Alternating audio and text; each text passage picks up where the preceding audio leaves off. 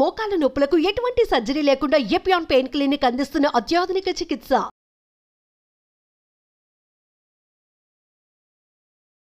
Welcome to Suman TV. నేను మీ నవీన్. ప్రస్తుతం మనతో ప్రముఖ ఎండోక్రైనాలజిస్ట్ డాక్టర్ రవిశంకర్ గారు ఉన్నారు. హాయ్ సార్, నమస్తే అండి. నమస్తే అండి సార్, ఇప్పటికే చాలా వరకు కూడా అవేర్నెస్ అయితే తీసుకొని వస్తూ ఉన్నారు. సో డయాబెటిక్ గురించి మీరు చెప్తా ఉన్నారు.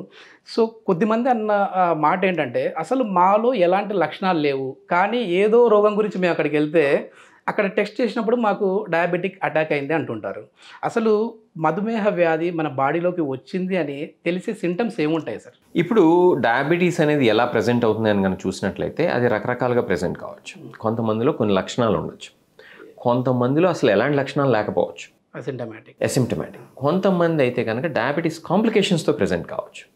ముందుగా లక్షణాలను తీసుకున్నట్లయితే దాహం ఎక్కువగా ఉండటం, యూరిన్ ఎక్కువసార్లు వెళ్ళాల్సి రావటం, అట్లానే రాత్రిళ్ళు మూత్రం ఎక్కువసార్లు వెళ్ళాల్సి రావటం, అట్లానే ఇంకొంతమందిలో అయితే కంటికి సంబంధించినటువంటి బోజర్గా ఉండటం, కంటికి సంబంధించినటువంటి లక్షణాలు. అట్లానే ఇంకొంతమందిలో అయితే మనం థ్రష్ అని చెప్తాం, అంటే యూరిన్ పోసుకునే దగ్గర అంగం పగలటం. ఓకే, ఆడవాళ్ళలో అయితే మనం ఇంతకుముందు చెప్పుకున్నటువంటి థ్రష్ వేరేగా వస్తుంది, ఇది వైట్ డిశ్చార్జ్ లాగా రావటం, లేకపోతే అక్కడ కొంచెం స్మెల్ లాగా రావటం, ఇట్లాంటి పరిస్థితులు. అట్లానే ఇంకొంతమందిలో అయితే కనుక ఇన్ఫెక్షన్స్, కాను పుండుది అయితే తగ్గకుండా ఉండటం, ఇట్లాంటి లక్షణాలతో ప్రజెంట్ కావచ్చు. అందరిలో అన్నీ ఉండాలని లేదు, కొంతమందిలో కొన్ని ఉండొచ్చు. ఇంకొంతమంది అయితే వెయిట్ లాస్ ఉండటం, బాగా నీరసంగా ఉండటం, ఇట్లా కూడా ప్రజెంట్ అవుతూ ఉంటారు. ఇవి కొన్ని లక్షణాలు మాత్రమే. ఇంకా తీసుకున్నట్లయితే కనుక అసలు కొంతమందిలో ఎలాంటి లక్షణాలు ఉండవు, అంటే వాళ్ళు అసిమ్టమాటిక్గా ఉంటారు, స్లోగా అది చాపకని నీరులాగా అలా వెళ్ళిపోతూ ఉంటుంది. అదే డేంజర్. లేకపోతే చెద్దలు కనుక తినేస్తూ ఉంటాయి చూసారా, వుడ్ని అలా తినేస్తూ ఉంటుంది మన శరీరం. అది చాలా డేంజరస్ మరి. ఎందుకంటే లక్షణాలు ఉంటే కనీసం అరే ఏదో అవుతుందని చెప్పి మనకు తెలుస్తుంది, మన డాక్టర్ దగ్గరికి వెళ్తాం.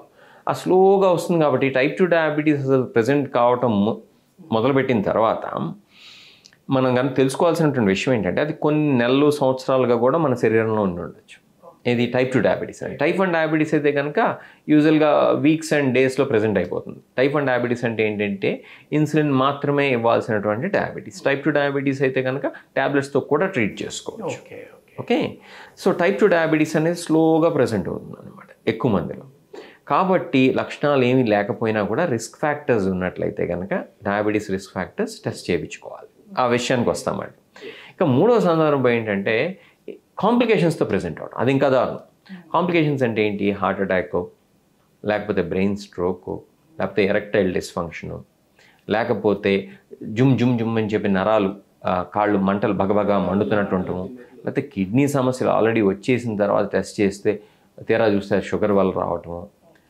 తెలిసినటువంటి ఒక వ్యక్తి భయంకరంగా కాళ్ళ మంటలు, బరువు తగ్గిపోవటం, మజిల్ లాస్తో ప్రజెంట్ అయ్యారు ఒక విఐపి.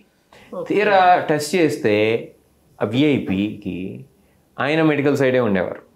తీరా చూస్తే షుగర్ ఉంది. అంటే షుగరే కదా మనకెందుకు వస్తలే అని చెప్పి చాలామంది అనుకుంటారు. అలా ఏం లేదు, ఎవరికైనా రావచ్చు.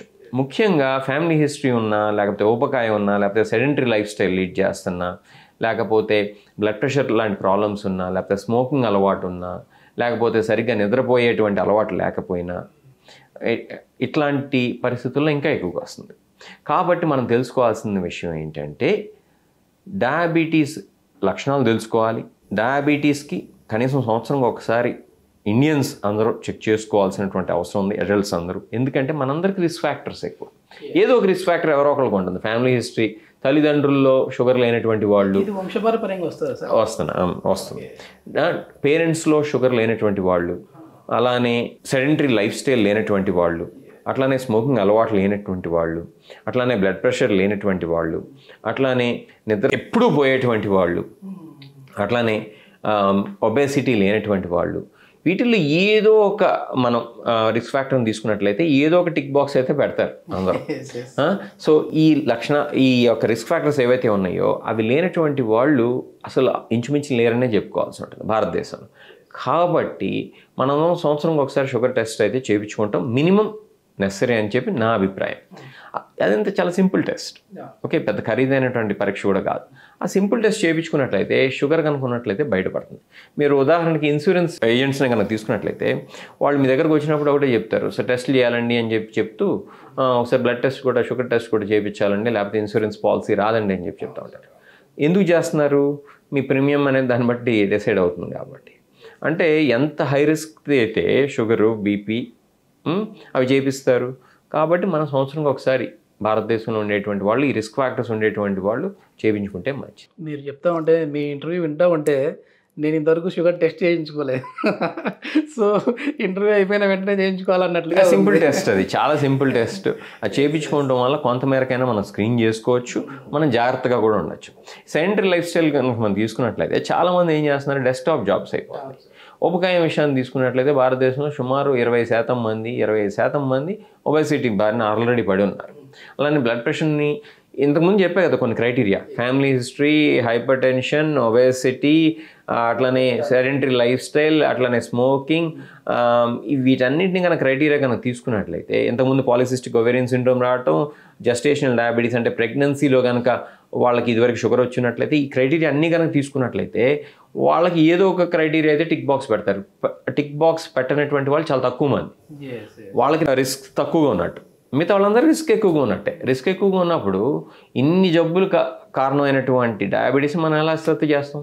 కాబట్టి మన సంవత్సరంకి ఒకసారి అయినా సరే ఆ simple blood test, sugar test ఏదైతే ఉందో అది చేయించుకోవడం వల్ల మనకు వచ్చేటువంటి నష్టం అయితే ఏం లేదు.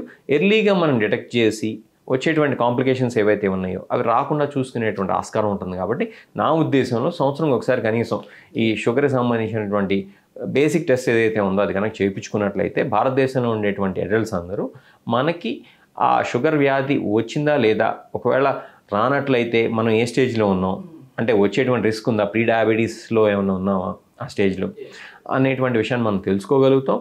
తెలుసుకోవడం ద్వారా మనం ఇంకొంచెం జాగ్రత్తగా ఉండటం అనేది సాధ్యం. ఒకవేళ బార్డర్ లైన్లో ఉన్నదాన్ని అయితే మళ్ళీ మనం పెరగకుండా చేసుకోవచ్చు సార్. రివర్స్ కూడా చేసుకోవచ్చు. టైప్ 2 డయాబెటీస్ అయినట్లయితే, బార్డర్ లైన్లో ఉన్నట్లయితే కనుక రివర్స్ చేసుకోవచ్చు. అలానే early stage of type 2 diabetes అయినా కూడా ఇనీషియల్ ఫ్యూ ఇయర్స్లో మనం రివర్స్ చేసుకోవచ్చు. మొత్తానికి ముందుగానే డయాగ్నోస్ చేసుకుంటే ఇన్ని లాభాలు ఉంటాయి. లక్షణాలు తెలుసుకోవాలి, రిస్క్ ఫ్యాక్టర్స్ తెలుసుకోవాలి, ఎందుకు దాన్ని తెచ్చుకోకూడదో తెలుసుకోవాలి, ఎలాంటి లైఫ్ స్టైల్ లీడ్ చేయాలో తెలుసుకోవాలి, దానికి సంబంధించినటువంటి జాగ్రత్తలు పాటించాలి. తెలుసుకోవడం సరిపోదు, దాన్ని ఇంప్లిమెంట్ చేయాలి. ఇంటర్వ్యూ అయిపోతుంది ముందు నేను టెస్ట్ చేయించుకోవాలి సార్. Thank you sir. మంచిదండి.